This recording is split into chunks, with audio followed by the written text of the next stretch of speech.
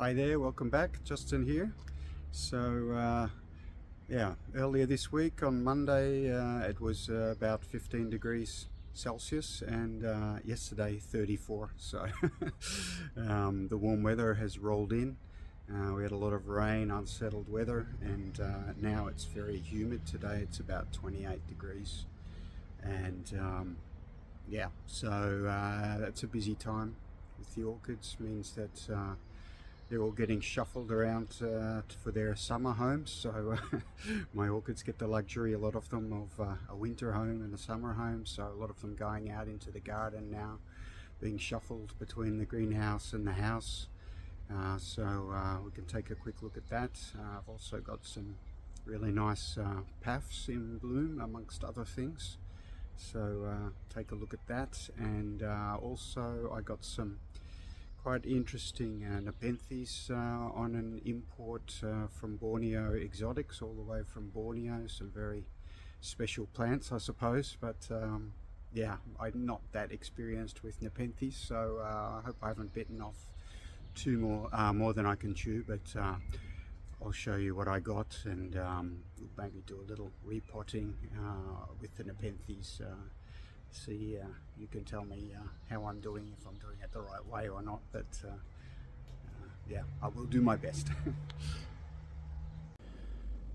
So let's first take a look at what's in bloom. So I've got quite a bit in bloom at the moment. It's start of summer, I suppose, so it's the end of the late spring bloomers, but lots of Paphs and some Fells and Vandaceous and a few other things. So yeah, let's get into it. So this one just opened up. It's Cattleya Love Knot, which is Cincarana by Walkeriana. Really wonderful fragrance on this one. It's the second time it's flowered for me. Very, very compact plant, so if you're pressed for space, this would be a good choice. And up the back here we've got Paphiopedilum Ho Chi Minh, which is a Parvisepalum hybrid between Vietnamense and Delenatii, if I'm not mistaken. Second time it's flowered for me, and I think it's much nicer than the last time. The petals have a good stance, and it's quite a large flower. And then next to that, this is Primulinum, also opening up for the first time. So this is a plant that I got a few years ago as a seedling, but pretty easy to grow. That one at the back has been open for a long time now. I think it's Sukakuli by Calosum or something like that. No ID hybrid. This one, Kieran Kramer, which is a Canii hybrid. Not too sure what the other half of it is, but yeah, it's quite an interesting one. It's a sequential bloomer, so if we zoom around we can see the other buds in the back, although it did actually open them simultaneously last time it bloomed, so it does hold its flowers for a long time. And here we have got Magic Lantern, really nice hybrid. So this one is Macranthum by Delenatii, another Parvisepalum primary hybrid. Really beautiful flower on that one. No fragrance. It's got a little bit of a kink in the dorsal there, but hopefully that's next time it flowers. That's just a one-off, hopefully. Next to that is Paphiopedilum philippinensis alba.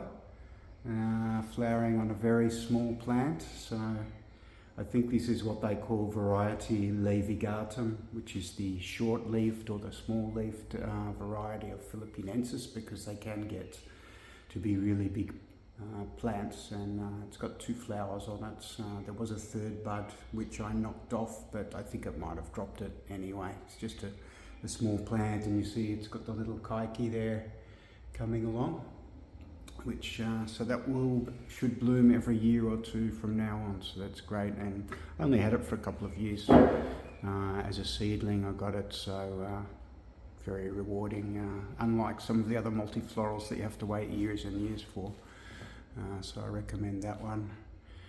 This is Dendrobium sulcatum, a plant that I haven't had for that long, so it's also first time blooming, really beautiful flowers. There was a very light fragrance on it. It's only just opened up, so the fragrance might get stronger. Not too sure, but this is just a little juvenile plant. And here we have Paphiopedilum concolor, or concolor. Yeah, beautiful brachypedilum section of the Paphiopedilums. Comes from the same sort of region as the Paphs sepulums, so Vietnam, especially north of Vietnam, south of China, Yunnan province in the south of China, which borders on north of Vietnam. That must be a really beautiful part of the world around there, so I'd love to visit sometime.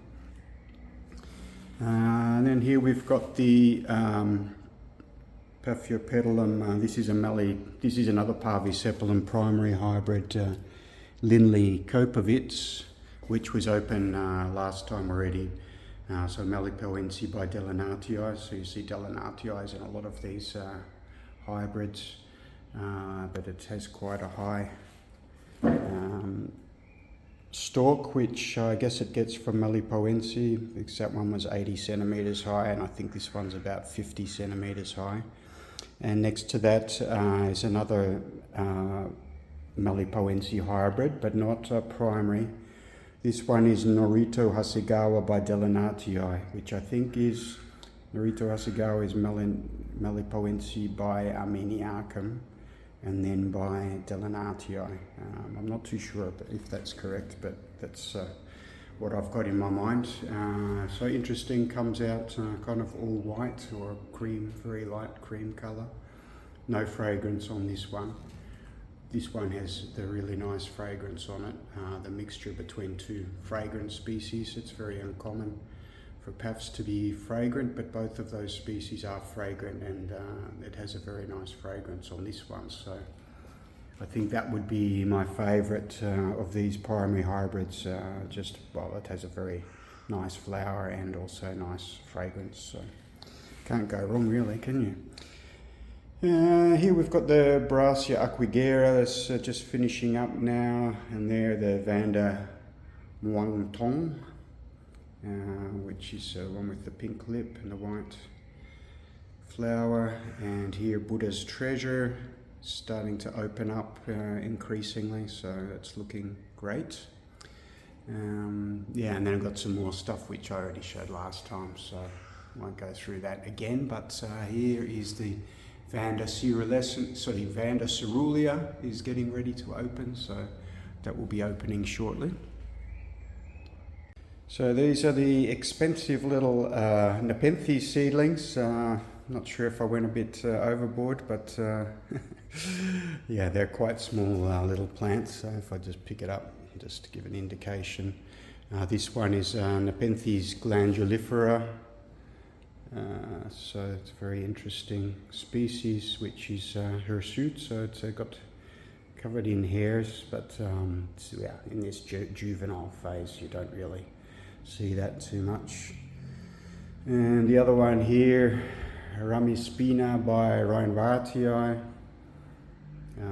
Yes, another very small little nepenthes. And this one is Burkii by Hamata. This one has, well, when it grows the large pitches, it has the tooth-edged, I think they call it a peristome or something. They got the teeth on the peristome. So it's just a tiny little plant. The pitches can get quite large. So yeah, I'll be interested to see if I am able to get any of them going. And actually I do have one more which is out in the garden, and that's Nepenthes Jacalinii or Jacalinii. So we can take a look at that. Yeah, so I just brought it in. This is Nepenthes Jacalinii, so I already potted this one up. So this is a true highland species, doesn't have that much warmth tolerance. So from what I've been seeing on the YouTube, So this will be more challenging, and of course this was the most expensive one and probably going to be the first one that I'm going to kill. But so I thought because the conditions outside, we've got the cooler night conditions, so I decided to pot it up straight away and get it out into the garden so it doesn't get too hot. So this one is living in the garden already, but today I'm going to pot these 3 up and put them into the garden as well for the summer. And this is my anguloa, which is in flower again. Really interesting flower on this one. So last year, I've got 2 of them, and the one on the right flowered last year with 2 flowers. This year, no flowers, but now this year, the one on the left is flowering, so at least I get something. But they also like to go out into the garden during the summer. So once they're finished flowering, I think I'll put them out into the garden. And this is a recent acquisition. This is Paphs parishii, big plant, expensive plant, I guess would be fair to say. So I did have a little seedling before, but it was just so slow growing, and eventually it rotted and died after many years. So it was quite discouraging. So I thought this time I'm just going to get a big plant, and hopefully that will do better. So yeah, so this is one that I've just added to the collection. And another one which I have just added is, I'll just grab hold of it, this Paphs hellenii. So these are from Clayson Orchideeën in the Netherlands. They do sell larger plants, which is pretty cool, but they're pretty expensive too. So they had a sale basically. So I think this one was €50 for a multi-growth plant of hellenii. Normally if you get the little seedlings, they're already about €30 just for a tiny little seedling, so I thought I'll spend a little bit more. I've already killed a couple of Hellenes, I guess would be the best way to pronounce it. I've already killed a couple of them, so I'm hoping that this one is my 3rd go, and hoping that a bigger plant will survive. And this is the 3rd plant that I got from my Clayson haul recently. This is Paphs sandriana. This is kind of one of the very coveted, very special Paphs with petals that can be up to 1 meter long. So quite amazing sight if you can get it to blooming size. Obviously this one is not yet blooming size, would still be several years away, I think, maybe 3 years if it goes well. But yeah, this is regarded as a warmer grower, and likes to be kept a bit more on the moist side. So yeah, fingers crossed on this one. So just a quick look out into the garden now, just so you can see that I've got a lot of orchids now outside in the garden, where they'll remain until the end of the summer, and some of them into the beginning of the autumn, depending on what type of night temperatures they like. So I've got a lot of some frags there, maxillarias, coelogenes, what else is there? Dendrochilum, well they're coelogeny now any days anyway. I've got a Lycaste locusta there, it's looking quite good. I've got these air plants, Tillandsias, Cattleya, Vanda by Neophinacia hybrid. And over here I've got some dendrobiums out here as well, another Vanda hybrid. It's the ones that can take it a bit cooler at night temperatures do very well out here in the summer. This is my big coelogeny pulverula, or Diana it's also known as. It's really a big plant. You can see it compared to the other plants, but it's grown pretty well, but it has never flowered. I've had it for more than 5 years, so I don't know what I have to do, but it's getting huge. What else have we got? I got some more Phragmipedium, Maxillaria, Coelogenes. They all like it outside. And if we take a look in the greenhouse, it's all opened up now. Get a bit of airflow in here, but mainly Cattleyas in here and some Paphs. Got some big Paphs in, well, fairly big Paphs in here anyway. And also, yeah, so that's over here. I've got the Cattleya purpurata. That's that big one there is Cattleya purpurata. And we can take a look up here.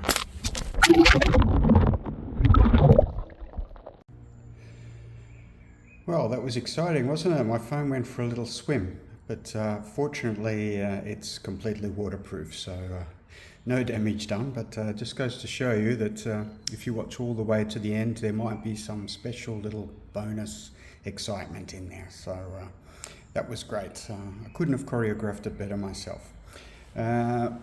Moving on to the nepenthes. So I'm going to repot them into these little pots, and the mixture that I've made here, it's a combination of fine grade Orchiata bark with a bit of sphagnum and some perlite. So yeah, hopefully this will be a good mix for them. And this is the little plant without its little tissue cover, so you can see not much in the way of roots there. So they'll need to grow a new root system. So what I understand with these nepenthes is culturally they're not a million miles from orchids. They do like a wet dry cycle, but on average probably wetter. I think I would compare them to wetter growing orchids like some of the maxillarias and Lycast, Anguloa, that sort of thing, which really like a lot of moisture, but they still do like to dry out a bit in between. And they are plants from up in the mountains, so these nepenthes, a lot of them are also coming from the mountains. So I'm going to use my orchid growing experience and try to apply it to these nepenthes. So that's the first one potted up. So thinking of these nepenthes, of course I have been to Mount Kinabalu in Borneo, where they have nepenthes raja. This is not raja, but that's also growing up a kind of higher elevation. That is the largest pitcher plant with the largest pitchers, and what I recall, the other plants, the orchids that were growing there were a lot of Coelogenes, so they are also kind of intermediate growing, a bit on the cooler side of intermediate perhaps, depending on the species, and they call it ultramafic or ultramafic. It's basically very low nutrient soil. It's kind of very, very wet and very low nutrients. So obviously that's where you get these pitcher plants, but you also get a lot of orchids as well. So I do think they can be grown side by side. So if you are also growing nepenthes and you've got some tips or feedback, please leave a comment. I'd be interested to see what you think. So at the garden centre near here, they just basically give away these seedling trays. So I'm going to use these to hold the nepenthes in place while I keep them outdoors over the summer. I just need to drill some drainage holes into the bottom to make sure that they're not collecting too much water. And so there it is, the finished product, little seedling tray with the drainage holes ready to go out into the garden.